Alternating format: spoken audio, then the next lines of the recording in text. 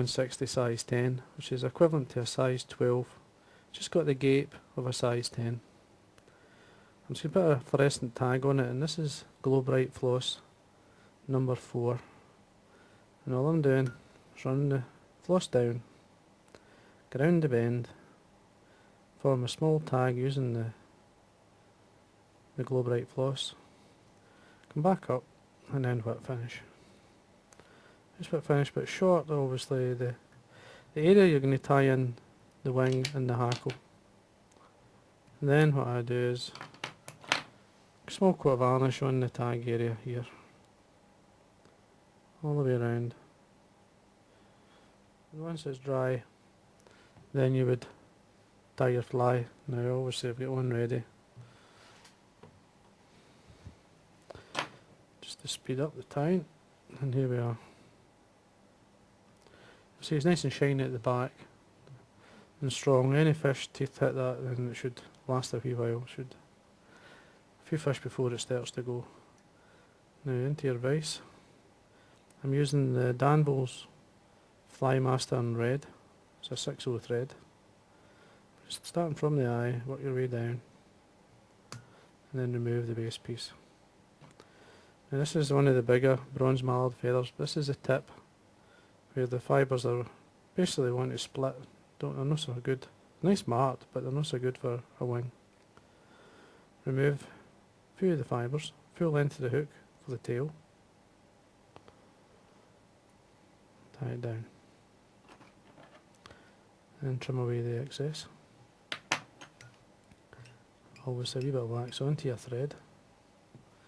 Now this is a small hot orange, there you go, UTC wire I'm using. Just going to tie it on the side with a single turn round to hold it. Then let's get a pearl rub as well, number 14, which is a medium thickness tinsel. Again, catch it on the side. At this point I run the thread all the way up, just tidying everything, and then bring the thread back down and start it at that point there. Should be fine. Now this is a dark claret seal's fur. Could use whatever you like onto your thread. Slide it up, get it started, and then you can tighten up or keep it reasonably loose, but obviously you want to keep it on the thread. Just a wee turn every so often will hold it on for you. And then if it's too much, take away the excess. And then what I'm going to do is, for the pearl, actually it's the weakest material here, and I'm going to wind that the opposite way. Actually wind everything else on, even the rib. Just bring it the opposite way, and then across your thread, looking for a fly this size. Around about three turns is all you're going to get, and then take away the excess. Now here's where, this is a kite I'm using. It's just a, as I say, a small Indain badger dyed claret. It's probably a mess, but they're good hackles on it. I'm going to show you what type of fly you can get from a small kite like this. Now, don't be shy of the length. Take away the waist from the bottom. Now, make sure you wax your thread at this point. This is where you need to strengthen the grip. Tidy up here. Now you don't see me using hackle pliers much, but these hackles are quite weak, so a very fine or a small pair of hackle pliers. Now I'm going to wind it a couple of times at the top, and then come down just in front of the rib, the pearl rib. At this point here, bring your wire rib across, and then come up in between each turn of the pearl. holding the wire really tight, break off the point of the hackle. Or you could wait, it's up to yourself. And then bring your wire straight up, bring a thread with it, 90-degree bend into the wire, and then straight down, wind your thread to the eye, tying in the wire, then bend and break it off. Makes for a neater cut if you do that. Now, put the wax onto your thread. There's your base of wax down. A wee bit more.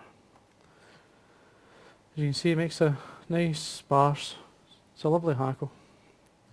Now you could bring out some of the seal spur, bring your velcro in.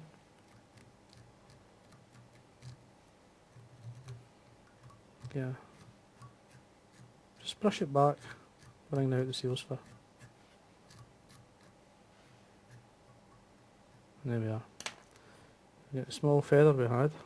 Now, first thing I do is remove this fluff here, and then for the wing, prefer the bottom end, just bring it out, try and line up the ends best you can, and then tear it off, sit it on your desk, and then up the top here, basically these are very fine at the tip, and you've got to remember you can't tie it in down here and keep the thick parts. The tips here is all you've got. I tear these off and bring them 90 degrees so the tips line up, and then I tear it away from the feather.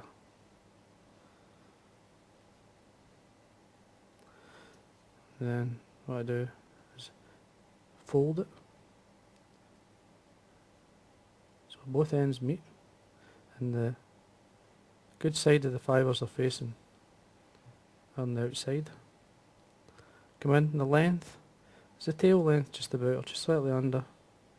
Just put it underneath. Now I put my finger on my side, up tight against the head so nothing comes by it. And then do a pinch and loop up the way.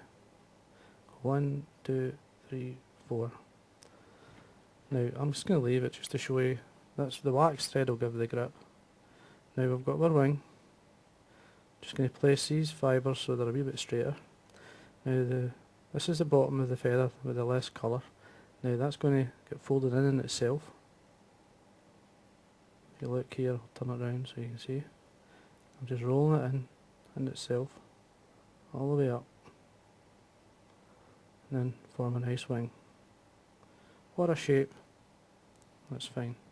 Again, you're looking much the length of at least the hook anyway, slightly longer on the tail, just a wee bit longer on the tail. You want it to be separate.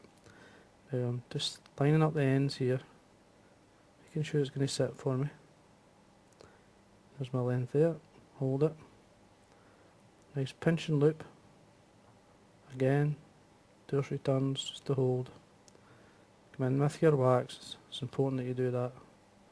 That gives you the grip. Now if you look, you don't want to do this, but if I let the thread go, you'll see it sticks. Doesn't unravel, it's because of the wax.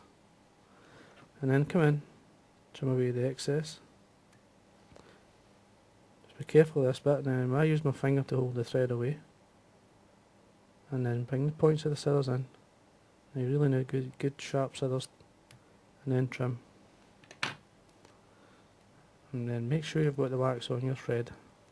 What I do then is I bring the thread to the eye and build the thread from the front up and onto the cut ends, nice and tight. Then basically what you've got is a head there. It's got a layer of wax on top. Now I don't wax the thread anymore. I want the head to be nice and bright and red. So I allow the thread or build up the head with the unwaxed thread. So it's really nice and bright. And then whip finish. 1, 2, 3, 4, 5 turns is plenty. Now don't be shy with the head. So, I mean, if you're going to tie this fly properly, that's the size of head you're going to get. Trim away the waste. A wee fiddle with the fly. I mean, it's not one of the picturesque fly or the fly you would see in the front page of a magazine, but it's a fishing fly. It's that nice shape that you're looking for.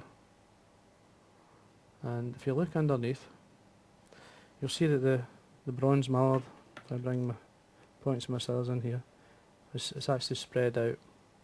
That's what it does because of the tip of the feather. The feathers naturally want to spread out.